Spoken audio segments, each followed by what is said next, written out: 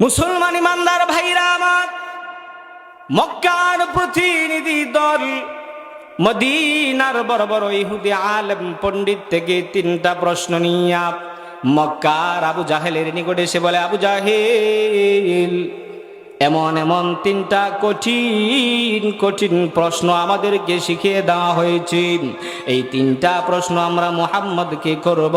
মুহাম্মদ এই তিন প্রশ্নের উত্তর দিতে পারবে না, আর তার নবুয়তগিরি খতম হয়ে যাব। সে যখন তিন প্রশ্নের উত্তর দিতে পারবে না, আমরা তাকে বলবো, মুহাম্মদ প্রশ্নের উত্তর দিতে হবে, না দিতে পারলেই এলাকায় তুমি দাওয়াতি কাজ করতে পারবা না। এই তিনটা প্রশ্ন আল্লাহর নবী রাহমাতুল্লিল আলামিনের নিকটে পেশ করছে। গিয়ে বলে, মুহাম্মদ তিনটা প্রশ্নের উত্তর যদি তুমি দিতে পারো তাহলে আমরা কালেমা পড়ে মুসলমান হইব, আর যদি উত্তর না দিতে পারো তাহলে আমরা কালেমা পড়ে মুসলমান হইব না, তোমার দাওয়াতি কাজ বন্ধ থাকবে। ওয়াদ-দুহা সূরা, এই সূরাটা আল্লাহ রাব্বুল আলামিন কেন নাজিল করলেন? আল্লাহ পাক রব্বুল আলামিন আপনার আমার পয়গম্বর আকায়ে নামদার তাজদারে মদিনা সরকারে দু আলম নবী রাহমাতুল্লিল আলামিনকে যখন নির্দেশ দিলেন, ও আমার হাবিব, ও আমার পয়গম্বর, আপনি আপনার নিকট আত্মীয়দেরকে দাওয়াত দেওয়া শুরু করুন।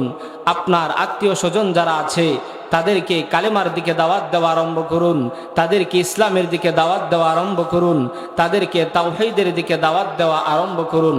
আল্লাহ রব্বুল আলামিন যখন এরকম নির্দেশ দিলেন, আল্লাহ পাক রব্বুল আলামিন নির্দেশ দিয়েছেন, ওয়া আনজির আশীরাতাকাল আকরাবিন।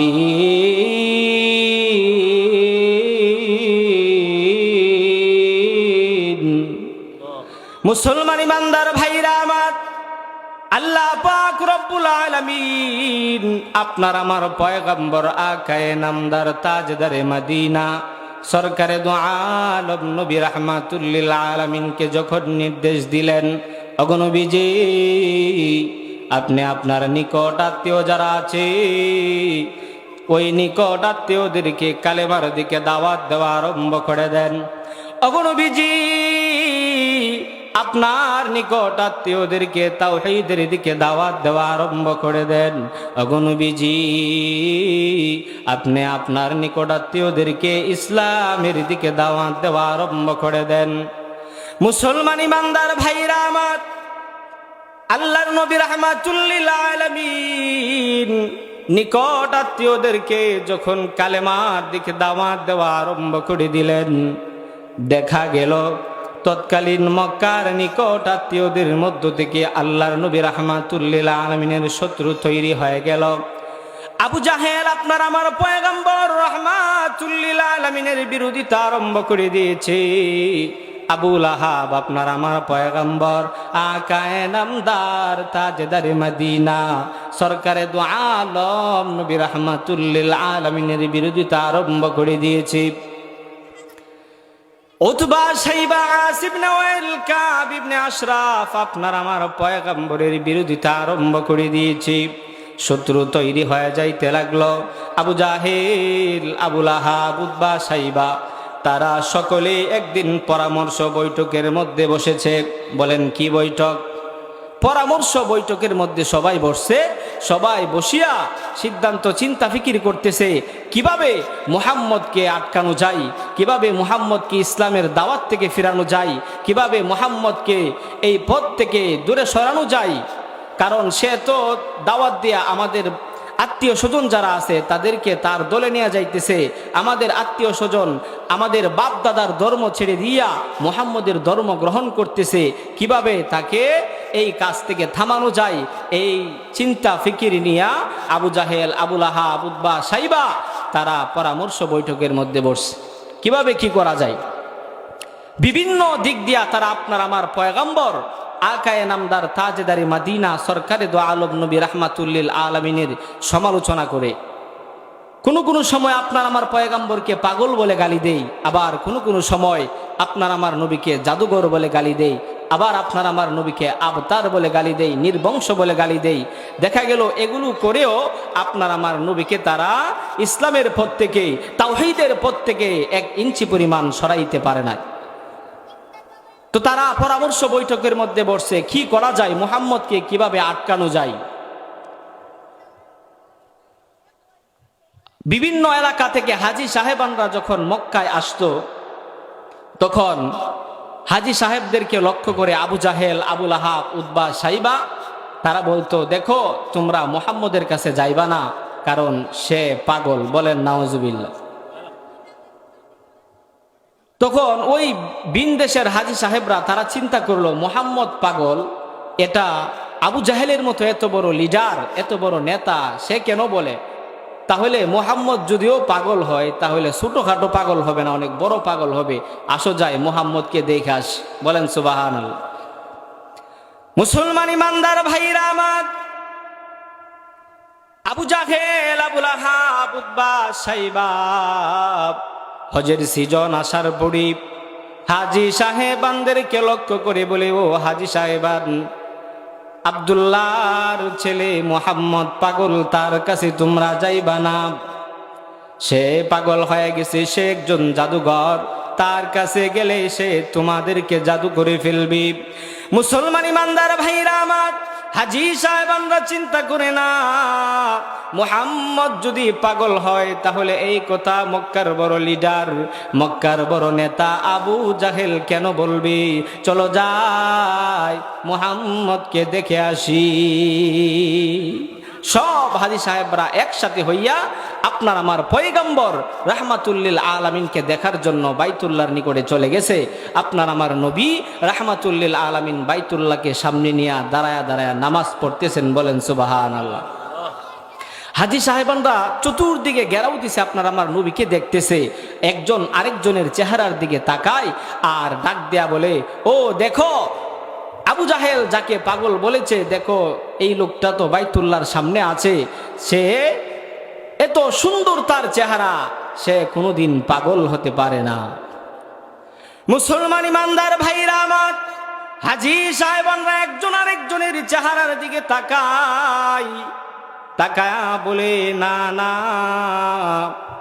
এত সুন্দর চেহারার অধিকারী ব্যক্তি কোনোদিন পাগল হতে পারে না। একজন আরেকজনের দিকে তাকায় আর বলে, পাগলের মধ্যে আমরা তিনটা আলামত পাই। এক নাম্বার আলামত হলো পাগলের চেহারা সুরত ঠিক থাকে না। জোরে কোন ঠিক না বে ঠিক? পাগলের চেহারা সুরত ঠিক থাকে না, মুছ লম্বা থাকে, মাথার চুল এলোমেলো থাকে। একজন আরেকজন হাজী সাহেব একজন আরেকজনের সাথে কথা বলে, তাকায় দেখো আবু জাহেল বলেছে আব্দুল্লাহর ছেলে মুহাম্মদ পাগল।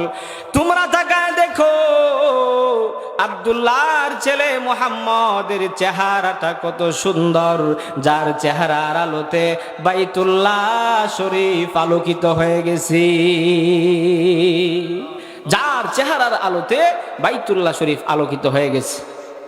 হাজী সাহেবানরা একজন আরেকজনের দিকে তাকায় তাকায় তাকায় বলে, দেখো পাগলের দুই নাম্বার আলামত হলো পাগলের আগের কথার পরের কথার মধ্যে কোনো মিল থাকে না। পাগল এক সময় এক কথা বলে, এক এক সময় এক এক কথা বলে। তোমরা তাকায় দেখো আব্দুল্লাহর ছেলে মুহাম্মদ কত সুন্দর সুন্দর কথা বলতেছে, যেই কথার আগের কথার সাথে পরের কথার মিল আছে। আপনার আমার পয়গম্বর আল্লাহর নবী রাহমাতুল্লিল আলামিন কুরআনের অন্তমিল পূর্ণ ছন্দ মিল পূর্ণ আয়াতগুলো তেলাওয়াত যখন করতেছেন, ওয়াদ-দুহা ওয়াল-লাইলি ইযা সাজা মা ওয়াদ্দাআকা রাব্বুকা ওয়া মা ক্বালা ওয়ালাল আখিরাতু খায়রুল লাকা মিনাল উলা।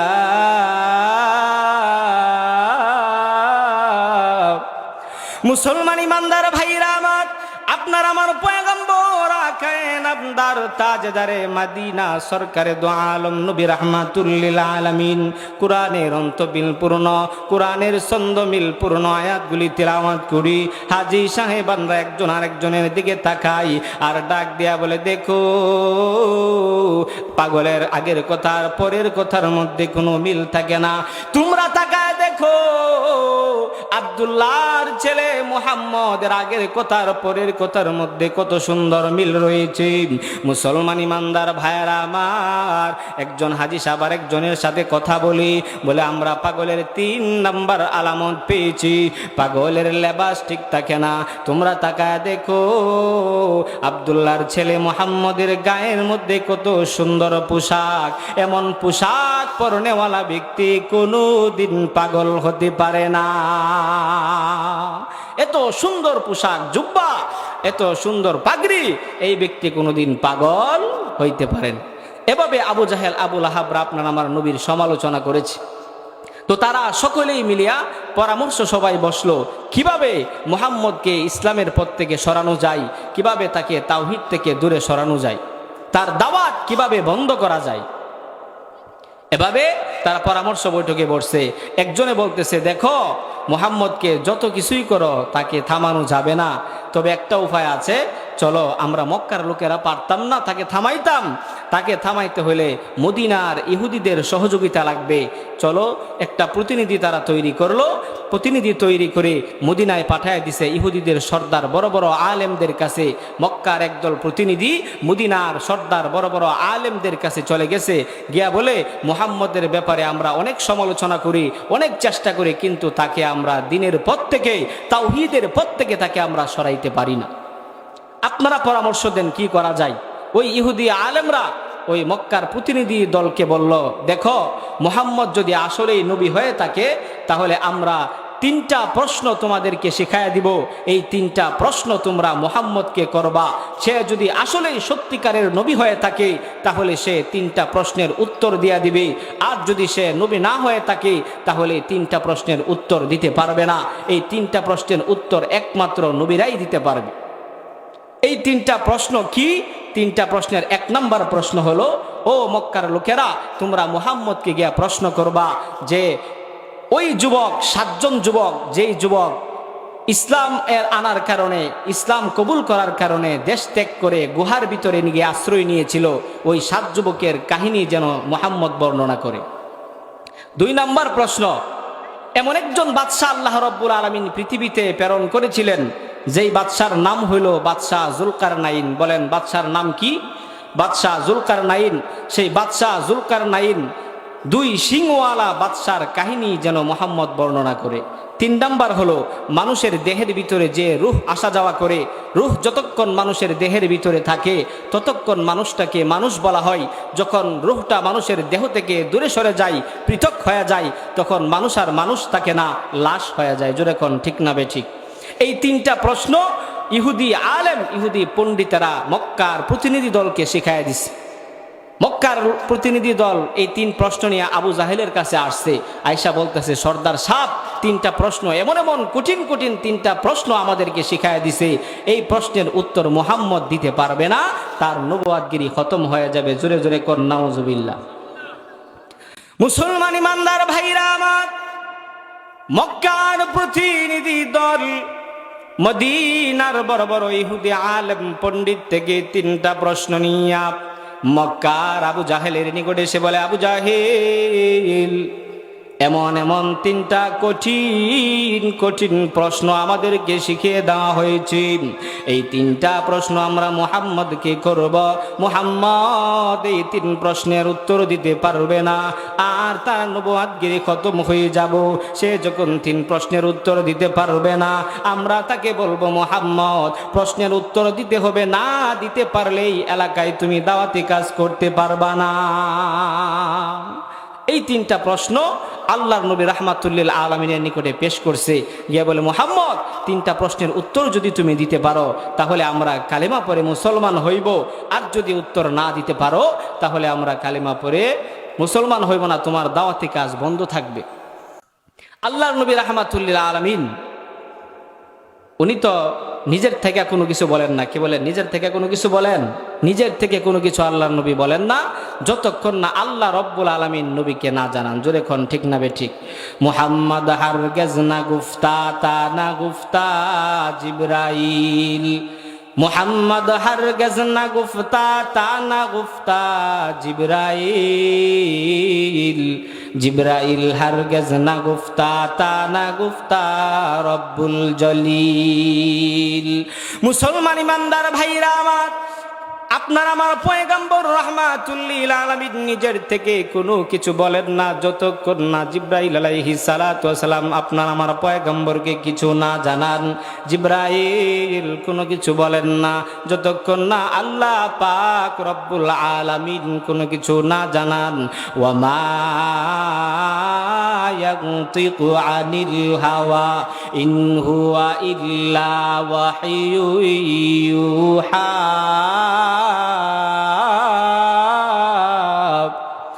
মুসলমান ইমানদার ভাইরা আমার, আপনার আমার পয়গম্বর রাহমাতুল লিল আলামিন আল্লাহ পাক রব্বুল আলামিনের ওহী আসলে কথা বলেন না, না হয় বলেন না।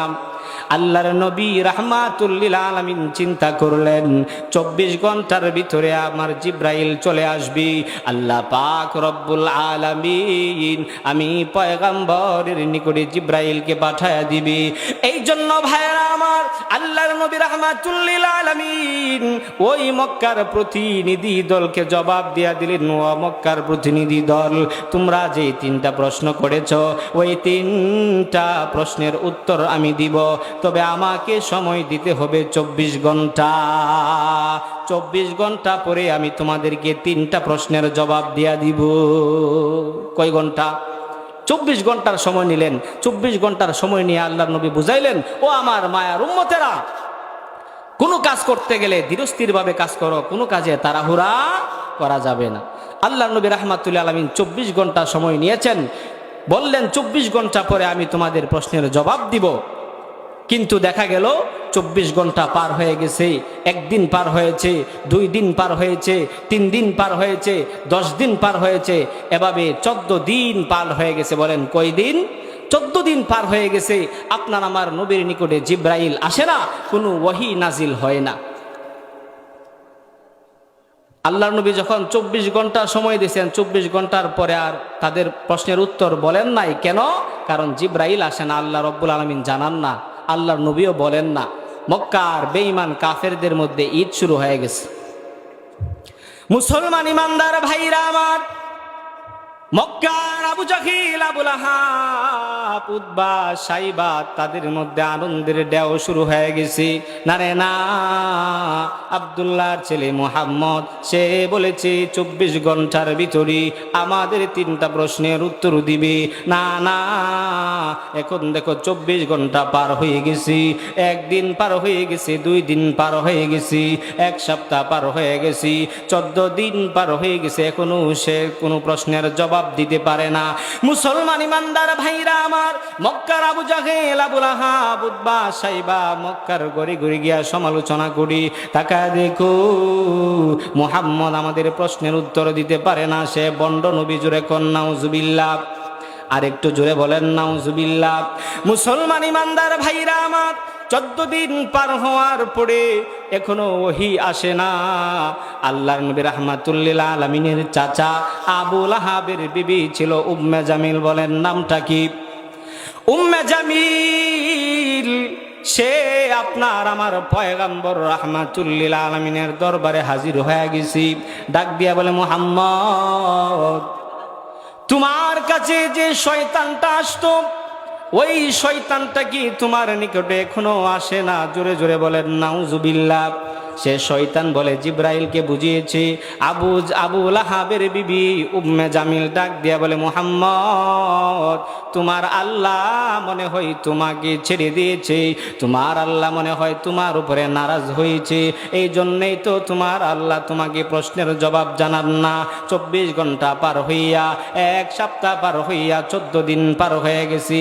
মুসলমান ইমানদার ভাইরা আমার, কাফের বেঈমানরা যখন এরকম সমালোচনা আরম্ভ করে দিয়েছে, আবু লাহাবের বিবি উম্মে জামিল আপনার আমার নবীকে যখন এরকম কটূক্তি করে পূর্ণ কথা বলল, আল্লাহর নবী রাহমাতুল লিল আলামিন 2 চোখ ছেড়ে পানি বের হয়ে গেছে।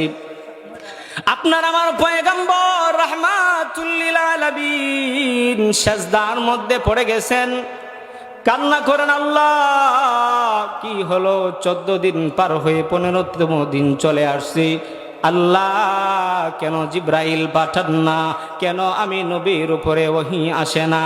আল্লাহ পাক রব্বুল আলামিন সাথে সাথে জিব্রাইলকে ডাক দিয়া বলেন, ও জিব্রাইল যাও যাও, আমার বন্ধুর মন বড় খারাপ হয়ে গেছে, আমার বন্ধুর মনে বড় কষ্ট পেয়েছে।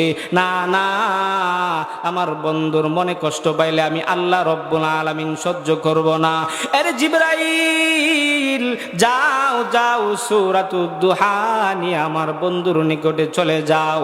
মুসলমান ইমানদার ভাইরা আমার, সাথে সাথে জিব্রাইল আলাইহিস সালাতু ওয়াস সালাম আপনার আমার পয়গম্বর রাহমাতুল লিল আলামিনের নিকটে সূরাতুদ দুহা নিয়ে নাজিল হয়ে গেছেন। 3টা প্রশ্নের জবাব নিয়ে নাজিল হয়ে গেছেন। আল্লাহ পাক রব্বুল আলামিন সূরাতুদ দুহা নাজিল করে আপনার আমার পয়গম্বরকে সান্ত্বনা দিয়েছেন।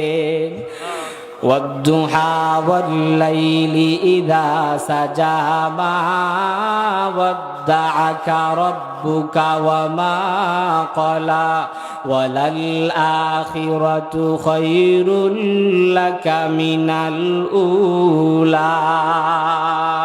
মুসলমান ইমানদার ভাইরা আমার, আল্লাহ পাক রব্বুল আলামিন সূরাতুদ দুহা নাজিল করে দিলেন। আল্লাহ পাক রব্বুল আলামিন সূরাতুদ দুহার মধ্যে 2টা বিষয়ের কসম খেয়েছেন।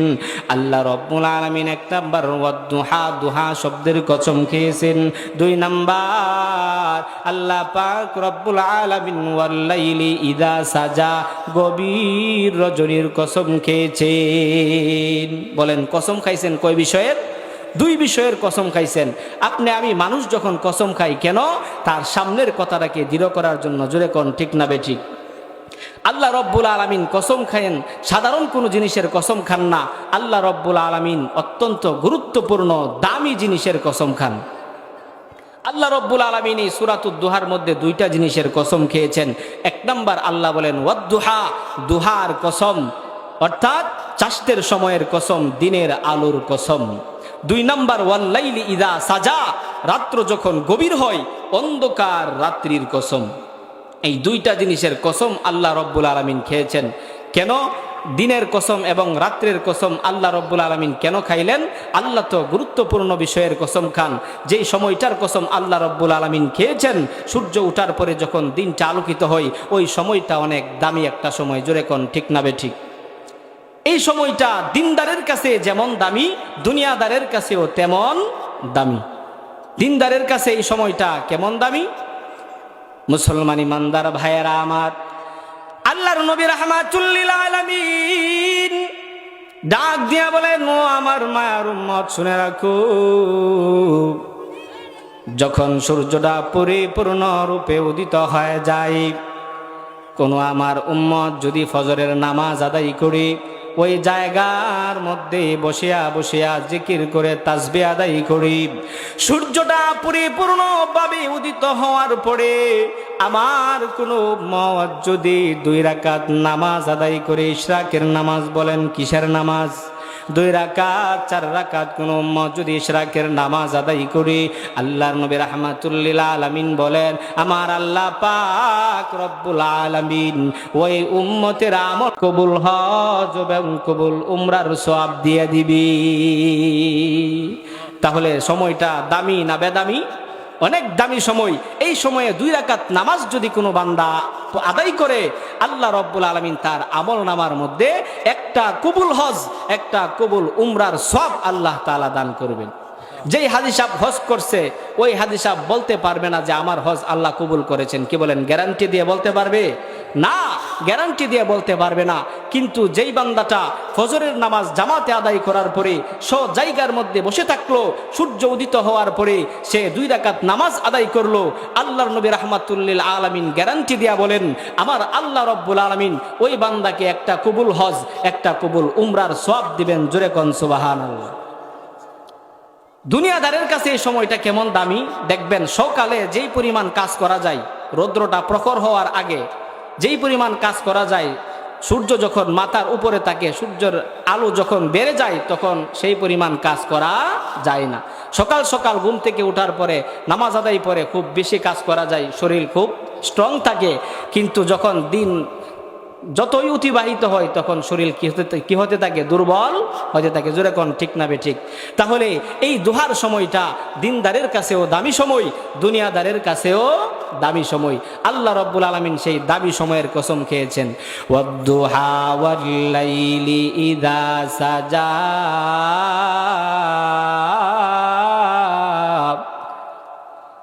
মা ওয়াদ্দাআকা রাব্বুকা ওয়া মা ক্বালা, ওয়ালাল আখিরাতু খায়রুল লাকা মিনাল উলা।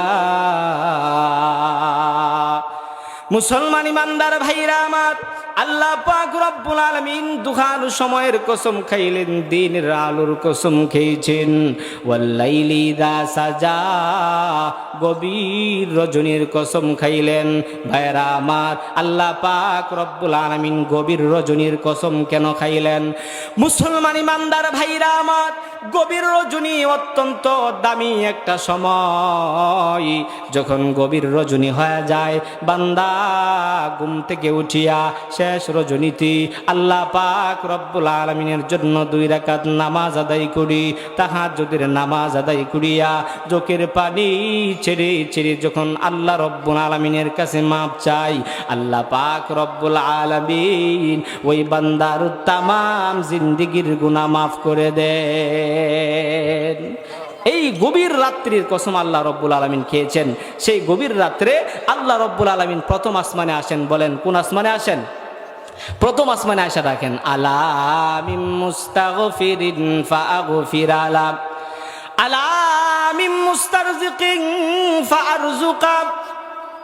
আছনি কোন গুনাহগার বান্দা গুনাহ করে ফেলেছো, তোমার দ্বারা অন্যায় হয়ে গেছি, আমি আল্লাহ পাক রব্বুল আলামিনের নিকটে গভীর রজনীতে ক্ষমা চাইবি, আমি আল্লাহ রব্বুল আলামিন তোমাকে ক্ষমা করে দিব।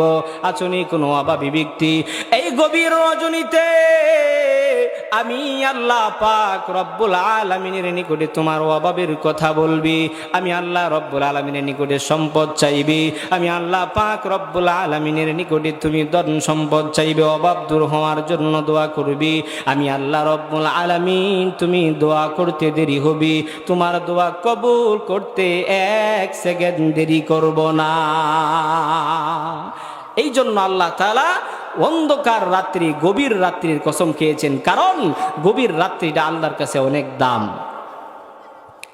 2টা জিনিসের কসম আল্লাহ কেন খাইলেন? গভীর রাত্রি এবং দিনের কসম আল্লাহ রব্বুল আলামিন কেন খাইলেন? আল্লাহ রব্বুল আলামিন বুঝায় দেন, ওয়াদ-দুহা ওয়াল-লাইলি ইযা সাজা, মা ওয়াদ্দাআকা রাব্বুকা ওয়া মা ক্বালা, ওয়ালাল আখিরাতু খায়রুল লাকা মিনাল উলা। মুসলমান ইমানদার ভাইরা আমার, আল্লাহ পাক রব্বুল আলামিন দিনের আলোর কসম খাইলেন, দিনের কসম খাইলেন, রাত্রির কসম কেন খাইলেন? আল্লাহ পাক রব্বুল আলামিন বুঝায় দেন, নবী গো, যেমন ভাবে দিনের পরে রাত আসি, রাতের পরে দিন আসি, জুড়ে কোন ঠিক না বে ঠিক? যদি মনে করেন 1 বৎসর লাগাতার দিন থাকতো তাহলে মানুষের উপকার হইতো না অপকার, মানুষের জন্য কষ্ট হয়ে যাইতো। আবার লাগাতার 1 বৎসর যদি রাত্র থাকতো মানুষের কষ্ট হইতো। আল্লাহ রব্বুল আলামিন বলেন, আমি আল্লাহ রব্বুল আলামিন দিনের পরপরই রাতের সিস্টেম করে দিয়েছি, রাতের পরপরই দিনের সিস্টেম আমি আল্লাহ রব্বুল আলামিন করে দিয়েছি। দিনের পরে রাত আসে, রাতের পরে দিন আসে। ওগো নবীজি, 1 লাগাতারে যদি দিন থাকে তাহলেও মানুষের কষ্ট হয়ে যাবে, 1 লাগাতারে যদি রাত থাকে তাহলেও মানুষের কষ্ট হয়ে যাবে। ঠিক তেমনি ভাবে নবী গো, আপনি নবীর উপরে 1 লাগাতার যদি ওহী নাজিল হতে থাকে, ওগো নবীজি, ওহীটা অনেক ভারী জিনিস। বলেন কি জিনিস? ওহিটা অনেক ভারী জিনিস।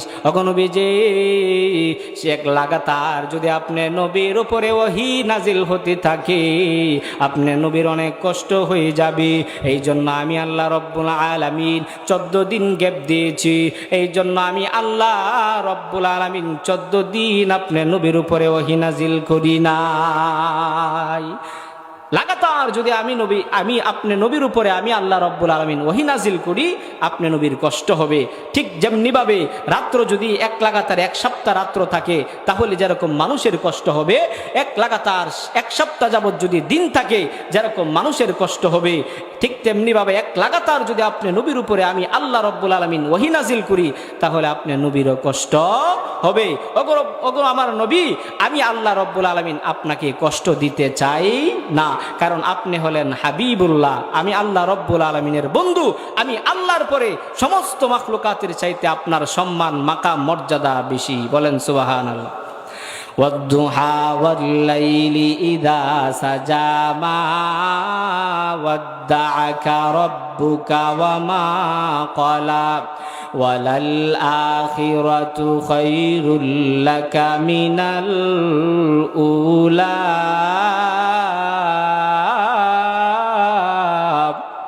মুসলমান ইমানদার ভাইরা আমার, আল্লাহ পাক রব্বুল আলামিন দুহার কসম খেয়েছেন। 2 নাম্বার ওয়াল্লাইলি ইযা সাজা এর কসম খেয়েছেন। 2 নাম্বার তাফসীর হলো আল্লাহ রব্বুল আলামিন দুহার কসম খাইয়া দিনের কসম খায়া বুঝান, ওগো নবীজি আমি আল্লাহ রব্বুল আলামিন দুহা বলতে দিন বলতে আপনি নবী রাহমাতুল লিল আলামিনের সুন্দর চেহারার কসম খেয়েছি। কার কসম খাইছেন? আমার নবীর সুন্দর চেহারার কসম খেয়েছেন। ওয়াল্লাইলি ইযা সাজা বলে আল্লাহ পাক রব্বুল আলামিন আপনার আমার নবীর কালো কালো কালো চুলের কসম খেয়েছেন। বলেন আল্লাহু আকবার। আল্লাহ রব্বুল আলামিন বলেন, ওগো নবীজি আপনার সুন্দর চেহারার কসম। আপনার আমার নবীর চেহারা কেমন সুন্দর ছিল?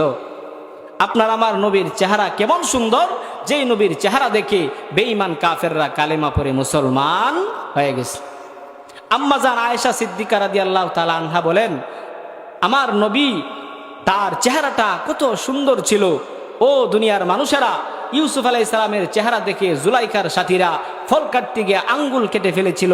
তারা যদি ইউসুফ আলাইহিস সালামের জায়গায় আমার নবী রাহমাতুল লিল আলামিনের চেহারা দেখতো, তাহলে তারা ফল কাটতে গিয়ে আঙ্গুল নয়, ফল কাটতে গিয়া কলিজা কেটে ফেলতো। বলেন সুবহানাল্লাহ। এমন সুন্দর চেহারার অধিকারী ছিলেন আপনার আমার নবী রাহমাতুল লিল আলামিন। আল্লাহ রব্বুল আলামিন সেই নবীর সেই সুন্দর নুরানি চেহারার কসম খেয়েছেন। আপনার আমার নবীর চুল মুবারকের কসম খেয়েছেন। আল্লাহ রব্বুল আলামিন কসম খাইয়া কাফের বেঈমানদের দাঁত ভাঙ্গা জবাব দিয়েছেন। ওয়াদ-দুহা ওয়াল-লাইলি ইযা সাজা মা ওয়াদ্দাআকা রাব্বুকা ওয়া মা ক্বালা ওয়ালাল আখিরাতু খায়রুল লাকা মিনাল উলা। মুসলমান ইমানদার ভাইরা আমার, আল্লাহ পাক রব্বুল আলামিন ডাক দিয়া বলেন, ওগো নবীজি আমি আল্লাহ রব্বুল আলামিন আপনার সুন্দর চেহারা মুবারকের কসম খাইলাম। আমি আল্লাহ রব্বুল আলামিন আপনি নবী রাহমাতুল লিল আলামিনের কালো চুল মুবারকের কসম খেয়ে বলতেছি, ওগো নবীজি মক্কার আবু জাহেল, আবু লাহাব, উতবা, সাইবা তারা আপনার ব্যাপারে সমালোচনা করি। তারা বলে, ওগো নবীজি আপনার নিকটে ওহী আসে না, এই জন্য তারা বলি আমি আল্লাহ রব্বুল আলামিন আপনার উপরে নারাজ হয়ে গেছি, আমি আল্লাহ রব্বুল আলামিন আপনাকে ছেড়ে দিয়েছি। ওগো নবীজি আমি আল্লাহ রব্বুল আলামিন আপনার চেহারা মুবারকের কসম খাইলাম। আমি আল্লাহ রব্বুল আলামিন আপনার চুল মুবারকের কসম খেয়ে আমি রব্বুল আলামিন ঘোষণা দিয়া দিলাম, মা ওয়াদ্দাআকা রাব্বুকা ওয়া মা ক্বালা। ওগো নবীজি আমি আল্লাহ রব্বুল আলামিন আপনাকে ছেড়ে দেই নাই, ওয়া মা ক্বালা আমি আল্লাহ রব্বুল আলামিন আপনার উপরে রাগান্বিত হয় নাই, অসন্তুষ্ট হয় নাই। ওগো নবীজি মক্কার কাফের বেঈমানগুলো আপনাকে নিয়ে সমালোচনা করে, আপনাকে নিয়ে হাসি ঠাট্টা করি। তারা বলে আমি রব্বুল আলামিন আপনাকে ছেড়ে দিয়েছি। না না, আমি আল্লাহ আপনাকে ছেড়ে দেই নাই। তারা বলে আমি আল্লাহ রব্বুল আলামিন আপনার উপরে নারাজ হয়ে গেছি। না না, আমি আল্লাহ রব্বুল আলামিন নারাজ হয় নাই। ওগো নবীজি, তাদের কথার উপরে আপনি ধৈর্য ধারণ করুন। আমি আল্লাহ রব্বুল আলামিন আপনার জন্য এমন পুরস্কার রেখে দিয়েছি। ওয়ালা সাউফা ইউতিকা রাব্বুকা ফাতারদা।